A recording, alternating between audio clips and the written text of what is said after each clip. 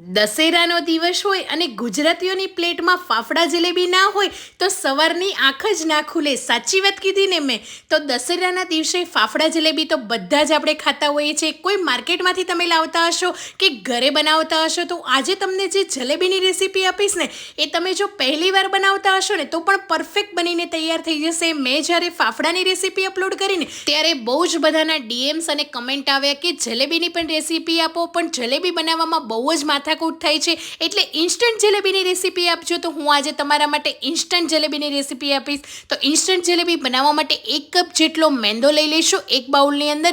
એની અંદર 1 મોટી ચમચી આપણે ઘી એડ કરીશું. મેં આ રીતે જામેલું ઘી લીધેલું છે 1 ચમચી. જો તમે પીગળેલું ઘી લેતા હોય તો 1.5 ચમચી એડ કરી દેવું. ઘરની રહેલી ચમચીમાંથી મેં અહીંયા માપ લીધેલું છે. હવે સરસ રીતે એને મેશરની મદદથી ઘી અને મેંદાને મિક્સ કરી લઈશું. તો આ રીતે વિસ્કરની મદદથી તમે કરી શકો છો, ચમચીની મદદથી કે હાથની મદદથી પણ આ બેટરને બનાવી શકો છો.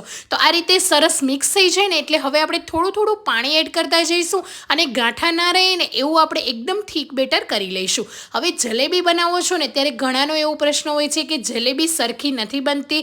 બેટર જ્યારે તેલની અંદર રેડો ને ત્યારે એકદમ સ્પ્રેડ થઈ જાય છે, રાઉન્ડ શેપ નથી આવતો. તો હું આજે તમારા બધા જ ક્વેશ્ચનના આન્સર આપી દઈશ. તો વિડીયોમાં એન્ડ સુધી રહેજો, સ્કીપ નહીં કરતા, તો તમે પણ ઘરે પરફેક્ટ જલેબી બનાવી શકશો. થોડું થોડું પાણી એડ કરતા જઈને આ રીતનું ગાંઠા વગરનું આપણે બેટર બનાવવાનું છે. હવે મેં કીધું એ રીતે અહીંયા મારે અડધો કપ જેટલા પાણીની જરૂર પડી છે અને હજી હું આમાં થોડુંક પાણી એડ કરીશ એટલે ટોટલ મેં અહીંયા પોણો કપ પાણી એડ કર્યું છે આ બેટર બનાવવામાં. 1 કપ મેંદો, પોણો કપ પાણી એડ કરશો ને એટલે બેટર તમારું પરફેક્ટ બનશે. પણ પાણીને થોડું થોડું એડ કરવાનું છે, એકસાથે નથી એડ કરવાનું. બસ બેટર એકદમ ફ્લફી અને સરસ એવું થીક થઈ ગયું છે. રિઝલ્ટ તમે જોઈ શકો છો, એકદમ સરસ એવું બેટર તૈયાર છે. હવે આ બેટરને આપણે વધારે રેસ્ટ નથી આપવાનું, બસ 5 થી 10 મિનિટ સુધી જ રેસ્ટ આપીશું. અને તમારે રેસ્ટ ના આપવો હોય, તમારી પાસે જો ટાઈમ ના હોય ને તો તમે ઇન્સ્ટન્ટ પણ બનાવી શકો છો. બેટર આટલું થીક રાખવાનું છે. ઢાંકીને આપણે 5 મિનિટ રેસ્ટ આપીશું. ત્યાં સુધી 5 મિનિટમાં આપણે જલેબીની ચાસણી તૈયાર કરી લઈશું. તો ચાસણી બનાવવા માટે મેં અહીંયા 1 કપ મેંદો લીધો હતો, તો 1/2 કપ હું ખાંડ લઉં છું. તમે 1 કપ ખાંડ પણ લઈ શકો છો. તો ખાંડને એક પેનની અંદર એડ કરી દઈશું અને 2 કપ પાણી એડ કરીશું. હવે જલેબીની જે ચાસણી હોય છે ને એ તારવાળી નથી હોતી, બસ સિમ્પલ નોર્મલ થોડી ચીપચીપી ચાસણી હોય છે. તો એવી જ બનાવવાની છે. અડધી ચમચી જેટલો ઇલાયચી પાવડર એડ કરી દઈશું, થોડા એવા કેસર એડ કરી દઈશું અને અહીંયા મેં થોડો એવો ફૂડ કલર ઓરેન્જ કલર લીધો છે, એને પણ એડ કરી દઈશું. જલેબીનો સરસ કલર આવે, ઓરેન્જ કલર આવે એટલે મેં ફૂડ કલર લીધો છે ઓરેન્જનો. જો તમારે ના એડ કરવો હોય તો ઓપ્શનલ છે. એકલું કેસરને તમે પાણીમાં સરસ રીતે ઘસીને પણ એડ કરીને જલેબી બનાવી શકો છો. તો એકદમ સરસ મિક્સ કરતા જઈશું અને ખાંડ ઓગળી જાય, 3 થી 4 ઉભરા આવે ને ત્યાં સુધી આપણે એને રહેવા દેવાની છે. તો હાઈ ગેસની ફ્લેમ પર ચાસણીને આપણે બનાવીશું, જેથી 5 મિનિટમાં ચાસણી પણ તૈયાર થઈ જશે અને આપણે વધારે તાર પણ નથી કરવાના. બસ 3 થી 4 ઉભરા આવી ગયા છે. આ રીતે આંગળી અને અંગૂઠાની મદદથી તમે ચાસણીને હાથમાં લેશો ને એટલે આ રીતની થશે. એકદમ આમ ચીકાસવાળી થશે, ચીપચીપી થશે, પણ કોઈ તાર નહીં થાય. ગેસની ફ્લેમ બંધ કરી દઈશું. હવે લીંબુના રસના 3 થી 4 ટીપા એડ કરીશું.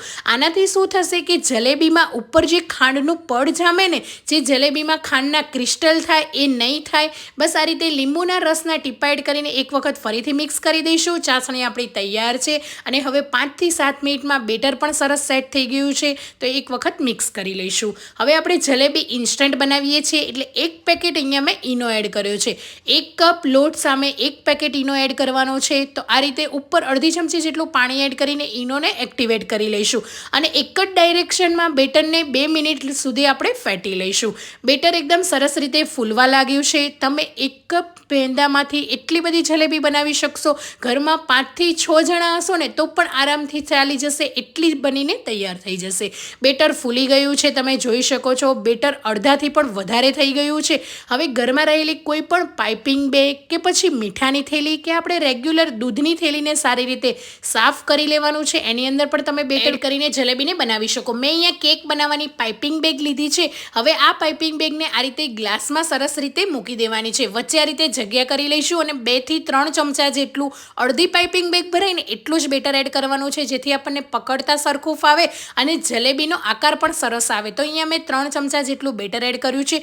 ઉપરથી એને કવર કરી લઈશું. આ રીતે રાઉન્ડ કરીને સરસ રીતે પ્રેસ કરી લઈશું. તો જલેબીનો બનાવવા માટેનો કોન તૈયાર છે. હવે એક સાઈડ તેલને પણ ગરમ કરવા માટે મૂકી દઈશું અને કોનમાં આ રીતે આપણે હોલ કરી લઈશું. મેં અહીંયા બહુ મોટો હોલ નથી કર્યો, તો કટ કરી લઈશું અને મીડિયમ સાઇઝનો હોલ કરવાનો છે. જલેબી છે ને થોડી ફૂલશે પણ તેલમાં, અને આ રીતે મીડિયમ ગરમ તેલની અંદર રાઉન્ડ એન્ડ રાઉન્ડ કરતા જવાનું છે. તો તમે જોઈ શકો છો, પહેલી વાર બનાવતા હશો ને તો 1 થી 2 જ જલેબી તમારી સરખી નહીં થાય. એ પછી તમે પણ પરફેક્ટ આ જલેબી બનાવવાના કારીગર થઈ જશો અને તમારા ઘરમાં એવું જ લાગશે કે જલેબી તમે બહારથી લાવ્યા છો. જરૂરથી આ દશેરા ઉપર એક વખત ટ્રાય કરજો.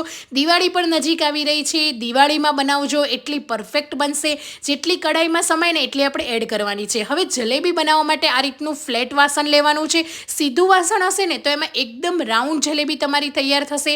જો ગોળાકાર વાસણ લેશો ને તો જલેબીનો શેપ સરખો નહીં આવે. એટલે આ વાતનું પણ આપણે ખાસ ધ્યાન રાખીશું. બંને સાઈડ જલેબીને પલટાવી લઈશું. ગેસની ફ્લેમ મીડિયમ જ રાખવાની છે, હાઈ ગેસની ફ્લેમ નથી કરવાની, નહીંતર મેંદાની જલેબી છે અંદર કાચી રહેશે અને બહારથી ક્રિસ્પી થઈ જશે. તો તમે જોઈ શકો છો કલર એકદમ સરસ આવ્યો છે. લગભગ મીડિયમ ગેસની ફ્લેમ પર મેં અહીંયા 6 થી 7 મિનિટ રહેવા દીધી છે. બધી જ જલેબી સરસ રીતે તૈયાર થઈ ગઈ છે. એક પણ જલેબીનો જે ગૂંચળા છે ને એક પણ ખુલ્યા નથી. કેટલા સરસ બન્યા છે.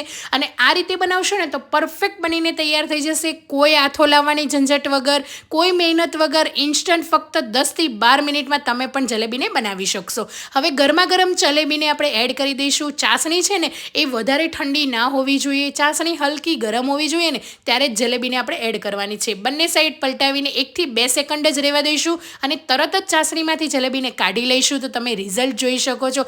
એકદમ જ્યુસી રસેલી જલેબી તૈયાર છે. અંદર સુધી ચાસણી ગઈ છે, એટલી પરફેક્ટ બનીને તૈયાર થઈ ગઈ છે. ઉપરથી આ રીતે થોડી એવી કાજુ અને બદામની કતરણ એડ કરી દઈશું, જેથી જલેબીનો લુક પણ સરસ આવે અને ખાવામાં પણ મસ્ત લાગે.